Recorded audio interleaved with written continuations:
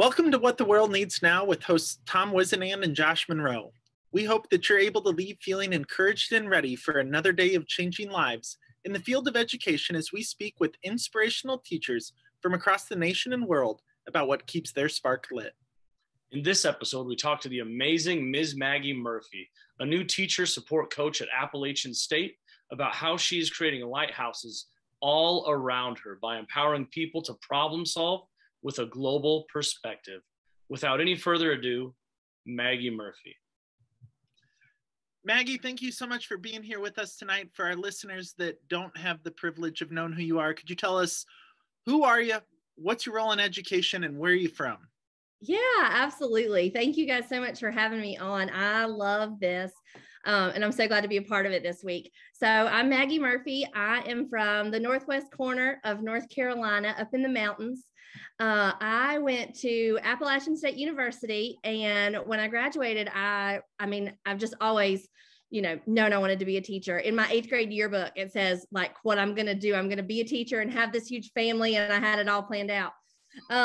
So when I graduated from App, I taught a couple years at the school that I did my internship, one of my blocks. I just fell in love with it. And so went back and taught there for 2.5 years. And then I got an opportunity to teach at the school that I went to, that I attended when I was in elementary school. And so that has by far been the coolest part of my career, is like making a difference in my hometown, in the school that I grew up in. Some of the same teachers were there, so they were my teachers, and then I got to work alongside them.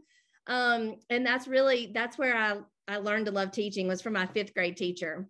And so to go back and be in that same school where she was, that was just so neat. So I kind of could, relate to the kids, where they're from and what they're going through and where we grow up, but also inspire them, hopefully, to know about other places in the world that they can absolutely stay and make a difference, or they can go anywhere they want.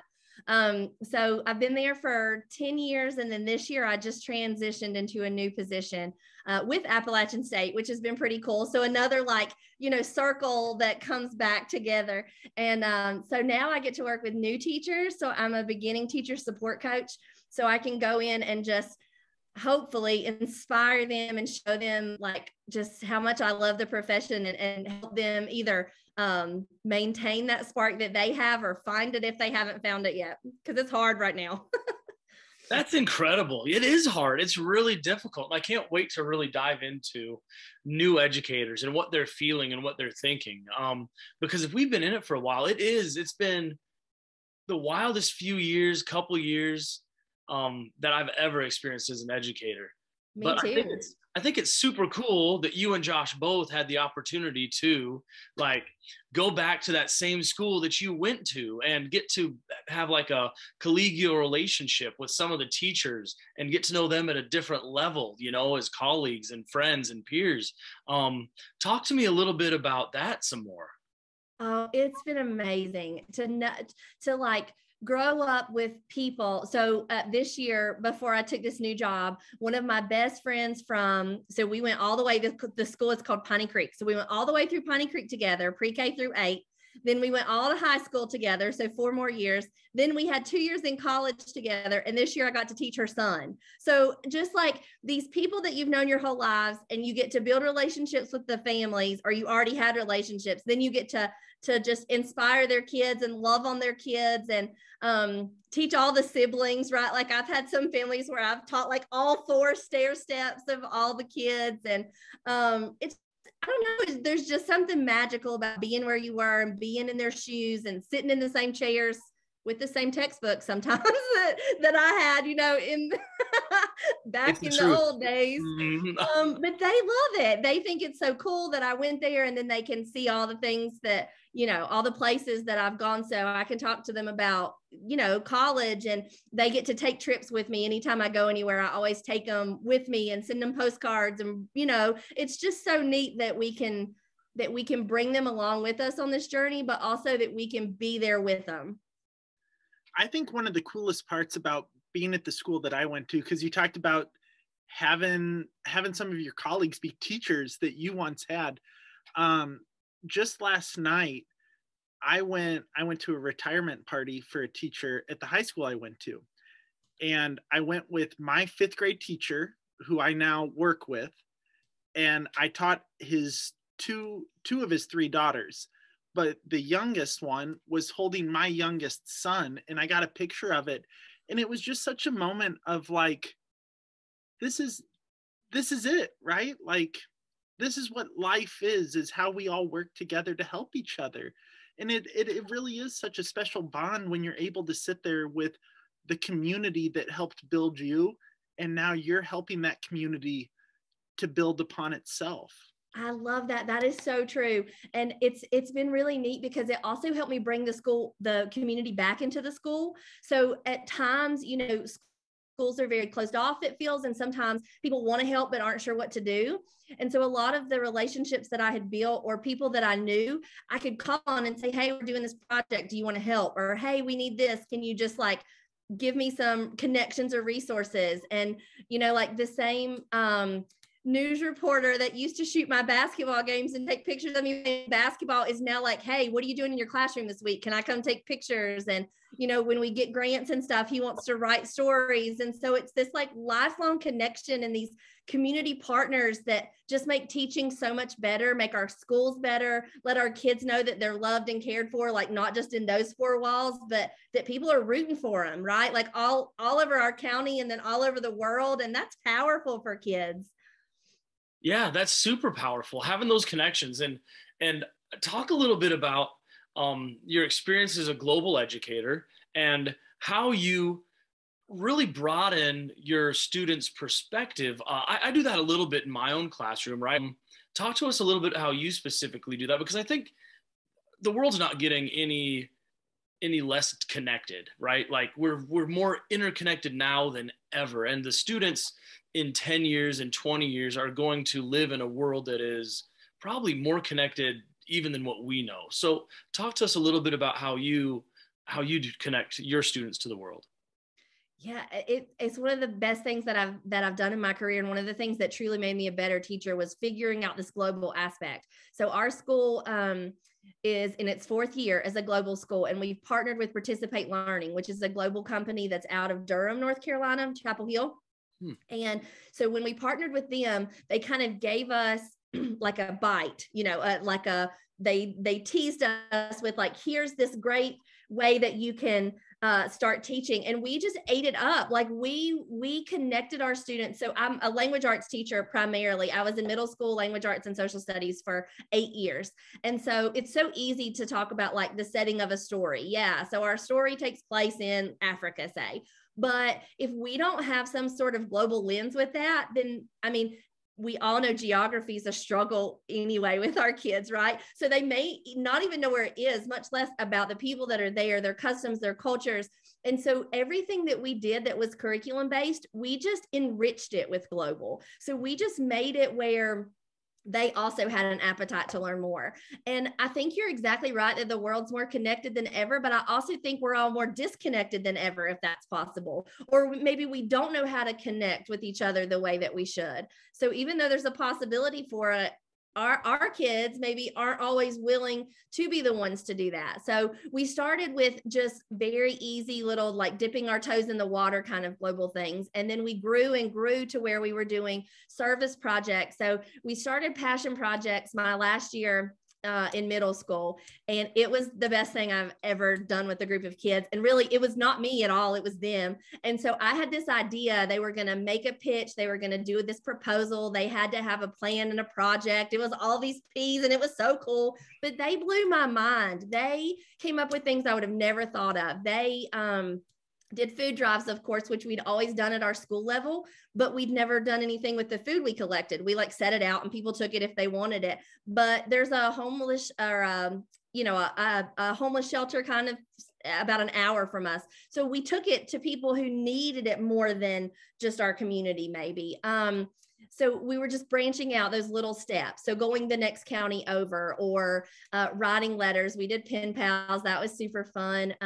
We had a group that found a church in the state next to us that didn't have a well. So we had a dinner and people brought in baked goods and we had like a bake sale soup kind of dinner. And they got that church a well, like running water in a church that didn't have it in the middle of rural Tennessee. So it started with our county, then our state, then we branched into other states. And one of my students wanted to go into the military. So that was something really big for her. So she ended up doing care packages that went halfway around the world. So we tracked it on this map, kind of like I have behind me, of where all we either sent packages to or connected with people in those places. And it was huge for these kids. It was amazing the things they came up with and wanted to do. And of course, it was all rooted in their writing standards. And, it was very based in our curriculum, but it taught them to be better people, which is something that we can't, that's not in our standards, right? But that's more important than probably anything that they're going to do, is being able to take those classroom skills and then like translate it into real world stuff, And so that was huge. That was the best part of Global for me, was just the mindset kind of shift of, there are people different from us all over this world, but how cool is it if we know about them and we can learn from them and we can get together with them? And, now, like you said, we're connected. We can Skype with family in Switzerland, and we visited a school that, and talked about the similarities and differences. That's something we couldn't do 20 years ago. How neat. I think it's an awesome way for us to bring so many pieces of standards together. I've got a son who's in kindergarten, and we were reading at bedtime the other night about Christmas. And he was like, well, Dad, did you know that Jewish people light a menorah? And it took us on a different tangent, but that was because something that his teacher did, right? It was a way that she was working to break down those walls and bring people together. And I think that that's something we got to get better at with the way the world's moving with technology. Mm-hmm. We can't have four walls anymore. We got to be doing what you and what Tom are doing, and breaking them down and writing them to India and doing all of these amazing things.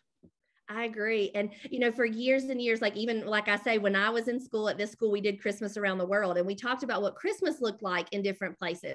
Now we've totally shifted. We do holidays around the world. It's not just it's not just December 25th. It's also, certain countries celebrate on into January, and there are different things that they light, and that they set out their shoes instead of having stockings. There's so many cool things that the kids just want to know about. And it's not like that it's different from us in any other way than it's just different than us. It's not weird. It's not strange. We talk about the shift in our language and the shift in how we learn these things, and it just brings this inclusivity into our classroom, which is what America might be missing, and on out into the world. We've got to have that, and the kids are on board. They love it.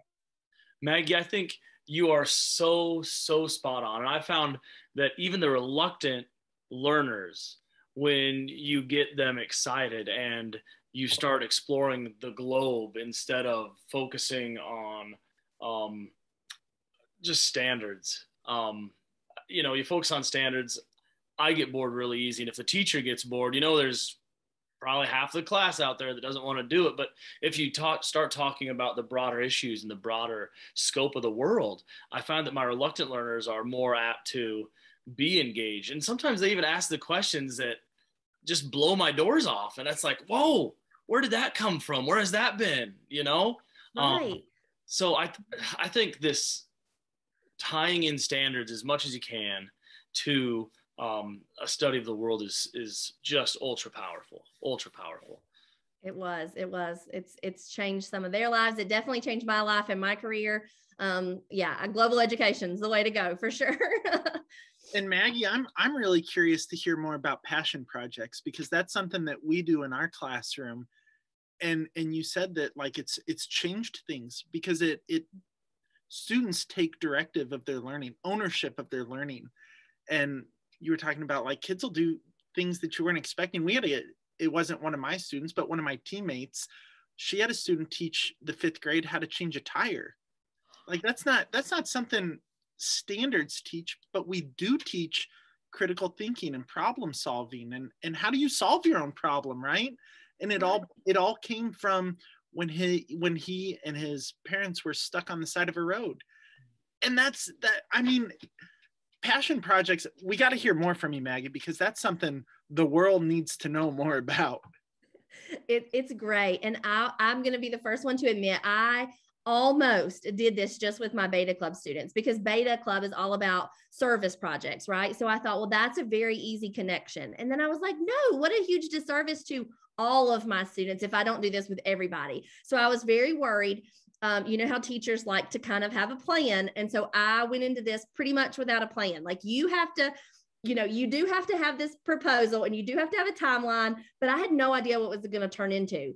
And it was a ton of work, but it was such fun work. So they had a small amount of time each day. It definitely, like I said, it hit on all of our standards, but I could have said, you have to write a 3-page paper on blah, and they would have done it. Or I could have said, you get to choose. You just have to tell me 3 pages about what you learned and how you did it and whatever. And they were writing 5 and 10 and, you know, more, because they had so much to say about it.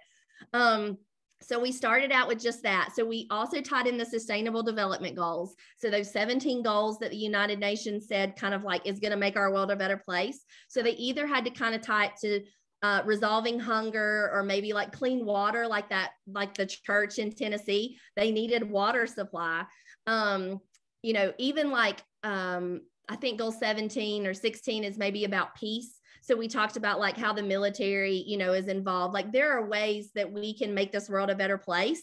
And all you have to do is decide what level you want to do it on. So you're going to do a school level, local level. Are we going big and we're thinking like this huge thing? So everybody automatically knew what they wanted. Like my girl that was going to be in the military, she knew that she had to do something that went with her passion. And so it was so neat to see these kids, like some of them fostered pets from the local shelter, and then they found them homes. I mean, that's huge. That's so many life skills, you know, within that project. And it built a partnership. Other people wanted to help us. We put some of it out on Facebook, and I just think social media is such a great way. And it also lifts our profession. So other teachers are seeing it. Other teachers want to do it. They're like, this is a great way to get our kids to care about things. And I mean, there's just nothing that I didn't love about the way that it worked out.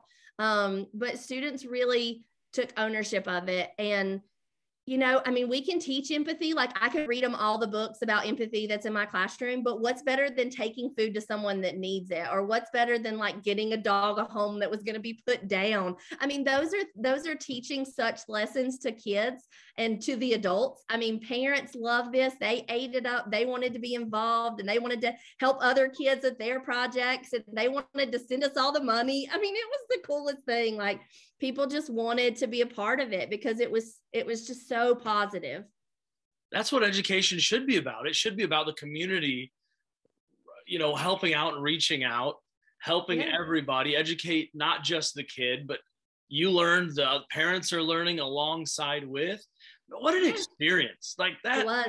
The girl that helped at the shelter ended up getting a job there later, right? So these kids are like, this has been 2 or 3 years ago. Like, we're still seeing the things that are coming of this. Some of our local restaurants in town, we did like this banning our straws, you know, plastic straws. And so some of the restaurants in town are like still on board, you know, like offering metal straws or reusable straws, or, I mean, just small changes around our town that felt so huge to these kids. Like, I can do this. And it gave them this power that they can go through the rest of their life making changes when they find things that aren't the way they want them to be, which we all see every day. I think that's one of the best things about it, is that it empowers kids. Like, we talk all the time about take ownership of your learning. Passion projects are one of the best ways that we can teach kids. Take ownership of your learning. Like, what do you want to see in the world? And how are you going to make that change, right?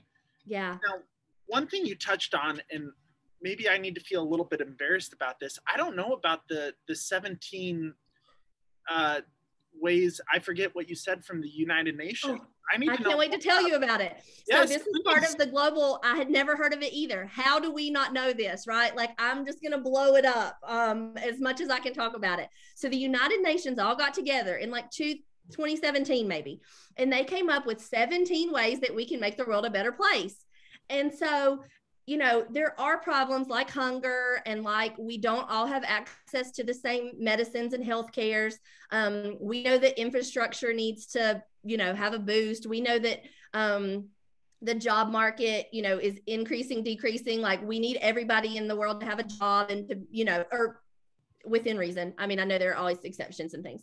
So they put together, there's 17 of them. I'll send them to you, but it's so cool. And kids like pick up on this. And so instead of asking my kids, like, what are you going to be when you grow up? I say, which one of these problems are you going to solve?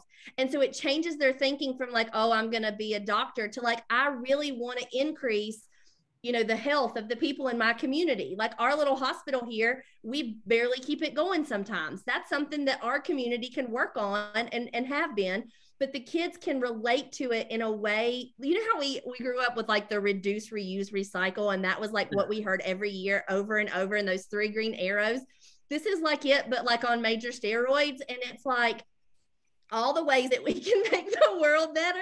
And it's simple things that the kids just latch onto, and they're like, oh yeah, I can do that. It's manageable. It's something I can help with. It's like bite-sized pieces. But if we were all doing it together, not just one classroom in a little rural school in, you know, the middle of North Carolina that nobody's ever heard of, then if we were all doing that, how much better the world would be. And so they took it on as like their mission, that they were going to spread the word and just continue to make things better. That's awesome. And that question, what problem do you want to solve, is so powerful. Jamie Cassup, we had him. He was the chief educational evangelist for Google. And he recently separated, but that's what he thinks that we need to do too, is not tell kids what to know, but ask them, what problem do you want to solve? And, you know, thank you for introducing us to the UN's list. Sustainable Development Goals. Yeah. Yeah, because I think kids, they like systems, they're intrigued by systems, and for a global system like the United Nations to recognize these 17 goals will make a huge difference in our global society. You know, good for you for introducing that to the kids. That's awesome. I didn't know about it. As a teacher, I had taught for almost 10 years and I never knew about it until we started with this, the Participate Learning Group. And it was just, I mean, it opened our eyes and opened our world to things that we could learn about. And again, I could have done a unit and did some units around those goals, still completely immersed in literature and text and, you know, hooked them in on the real meat of like our curriculum, but did it in a way that they were willing to dive deeper with me instead of me kind of spooning it. Yeah. Yeah. I love too that you said you were talking about like the control, like you had to let go of some of that power and some of that control, but what a change it made, right? Like, absolutely. I think that that's something sometimes we lose in education, is that our job is not to control kids, it's to empower them. It is. And that's one thing that I love to tell my new teachers that I work with now. So now I'm in 30 classrooms instead of just one, which I truly miss my kids in my classroom. It's been such a hard change, but I want to have that, like, I want to be able to say to them, I didn't know this until you're 10. Let's start you year 1 doing this and this and this, and you're going to have this career that like far exceeds anything I've ever been able to do, because it is a shift in mindset. And if we can empower kids instead of having them controlled, and if we can, you know, I mean, I go in classrooms sometimes where it's like, we don't want kids talking, or we want it to be a little quieter. And I'm like, no, that's the exact opposite of what we want. We want them talking. We just want them talking about something constructive. We want them talking about making the world better. We want them to talk about things that they're passionate about. So it's really neat to be with new teachers and get to say those things that I wish I had known earlier. And to be able, I just talked to one this week about doing passion projects, and it's going to be huge. It's going to be great that she's going to do this with her community. So it's really neat to be able to pass that on. I'm so excited that you are sharing your knowledge and your passion and your energy with the next generation of inspiring and amazing educators. I'm curious. I've been at this education game quite a while, and I can't imagine coming into the education world during a pandemic or shortly after a pandemic, or having, I had a student teacher last year and it was wild, and she was phenomenal, absolutely amazing. But I would be curious, what are new teachers like now? How is their resolve, or how are they feeling? How can we as more veteran educators care for them, look after them? What do you think? I love that question. And I love that you're aware enough that that's a need. I love all of the ones that I get to work with. They're an amazing group of teachers, but teaching in a pandemic. So I work with BT 1s, 2s, and 3s. So all they've known their whole career so far has been the pandemic. They, when they were in student teaching, there were no small groups. So we're talking about literature, and we're talking about like reading novels, and things have had to be so whole group for a while that we've almost got to recondition and go back to those differentiated groups, making sure we're reaching all the kids and those kind of things, because that's been really hard. But I know a lot of the talk in education right now is centered around learning loss, and that's just not where be with it. Like, kids have always been ahead, behind. Like, we know that we get groups of kids that are in all different places, and we've never fretted over it like we're doing now, but we're going to teach them, we're going to meet them where they are, and we're going to keep pushing and growing these kids. So I think that's a thing that has to we've got to calm that down a bit. Like, I know the pandemic has had, such effects, but in our control, we can teach our kids. We teach them where they are. But back to the new teachers. I mean, it's been so challenging and so difficult, but there are people in place. They have, mentors. They have the schools that we work with. There's university systems all throughout North Carolina that have new teacher support coaches. And so there's 120 just in my region, new teachers that we're working with, and adding to, like at Christmas, they just hired some more, because we know there's a shortage. We know that we need to be putting these, amazing professionals in the classroom, but we have to support them so that they'll stay, because it's not easy. It's not easy right now at all. No, it's not. But I like what you say about like the learning loss. I should have air quoted it. Sorry. Well, and we've talked about it in past episodes too. Like, why can't we change that mindset to like a moment for us to understand how much we can help kids grow, right? Oh, yeah. I have a friend, Daniel Scott, always says opportunity gaps. So yeah, they're gaps, but they're opportunities for us to fill in and differentiate and make it happen for kids. Right. And they've always been there. Like, always. Why did COVID bring it out so much? I think it's just the narrative. I think it's just the narrative that people want to put onto the teaching profession. And we know that sometimes it gets negative, and it gets, not what we need it to be. And I think we just have to keep shouting from the rooftops how much we love it and how much it's, what we need to do for kids. And we're going to keep doing it, because that's what our calling is. And that's why we're here. I think that's so important too, is that we have to shout positivity. It's not, and it's not toxic. It's we love what we do. It's hard. And we'll talk about how hard it is. Absolutely. But we love what we do. And for us, this is a moment for us to be able to rise to the occasion, right? Like, we think about scientists when COVID first started. They didn't go to a corner and say, "Oh, this is hard, I'm done." Like, they rose, right? Like, they came together. That's what we got to do as teachers. And that's the hard part that Tom and I talk about a lot with social media, is that we want to say everything is toxic positivity, but that's not the case. We still complain. I put out a lot of videos about things that I do in my classroom and ways that I love kids. That doesn't mean that I don't go home at night and complain or feel sad or bad, but I don't live in that dwelling. We can't. Right? We can't stay there. You're right. We can't.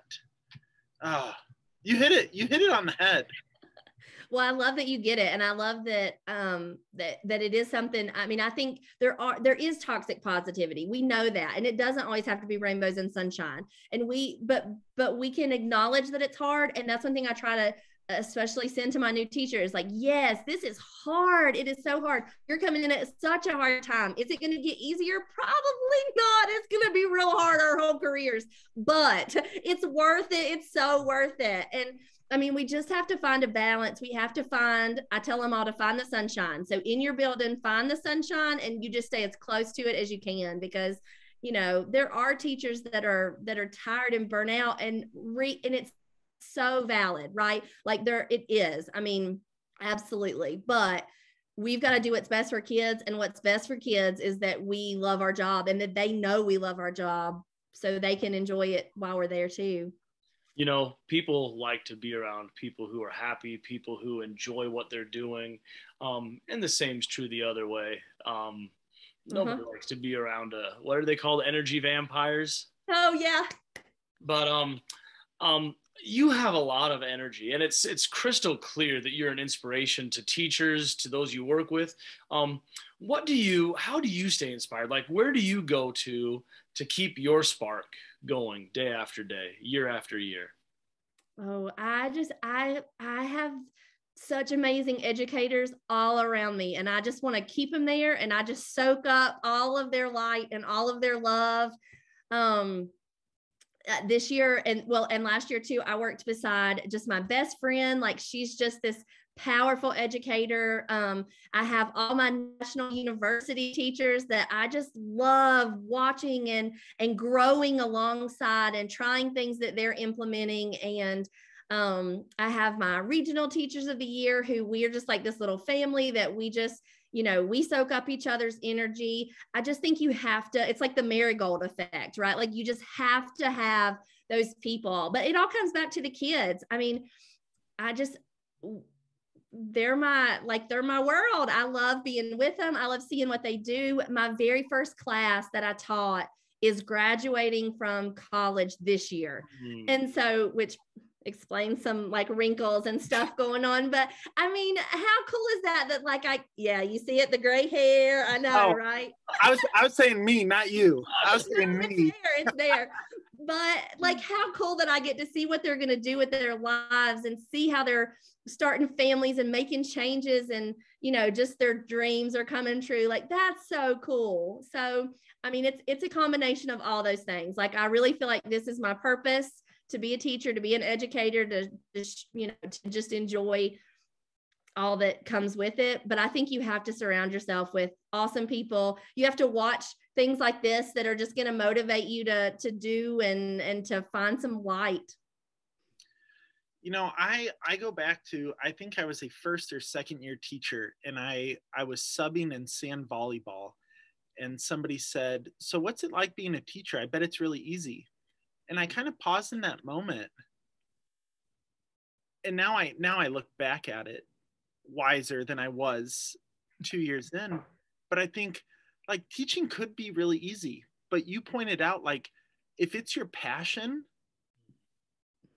one, it's never going to be easy. But two, if it's your passion and that's where you're meant to be, like teaching is an amazing place. Doesn't mean it's easy. It's not easy. It could be if it's not your passion. But what you're talking about throughout tonight's episode is what teaching's meant to be, right? That's where your heart is. That's where your calling is. That's where you know that you're meant to be. And so Maggie, I want to thank you first. I'll thank you again here in a couple minutes. But back in the 60s, they sang the song. Tom, you want to sing it tonight, or? Do it. I'm just warming up those, what are they, they called golden pipes? Is that what they call them? I think that's what they call them. Are you ready? What the world needs now is love, sweet love. So back in the 60s, the world needed love. Maggie, we got to know from you. What do we need now?